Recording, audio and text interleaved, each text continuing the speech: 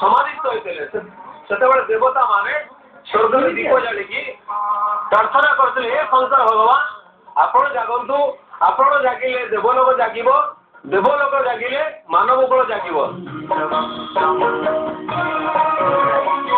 ଆଜି ମଧ୍ୟରାତ୍ରରେ ସବୁ ମନ୍ଦିରରେ ମହାଦୀପ ଉଠିବ। ଏଥିସହ ଅନୁଷ୍ଠିତ ହେବ ହରିହର ଭେଟ। ଶିବରାତ୍ରି ଅବସରରେ ଚାନ୍ଦିନୀ ଚୌକରେ ଅଷ୍ଟଶମ୍ଭୁ ମନ୍ଦିରରେ ଜଳାଯାଉଛି ବିରାଟ ଅଖଣ୍ଡ ଦୀପ।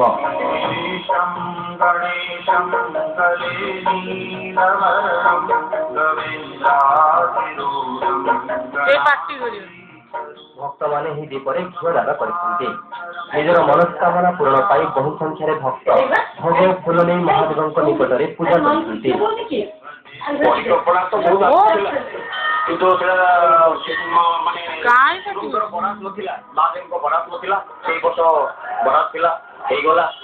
ଆଉ ଏହା ପାଇଁ ଭକ୍ତ ମାନଙ୍କର ବହୁତ ଆଗ୍ରହ ବହୁତ ଖୁସି ଲାଗୁଛି ମନ ଦୀପକୁ ଦେଖି ଲାଗୁଛି ଯେମିତି ମନସ୍କାମନା ପୂର୍ଣ୍ଣ ହେଇଯିବ ଠାକୁର ଯେମିତି ସନ୍ତୋଷ ହେଲା ଭଳି ଲାଗୁଛି।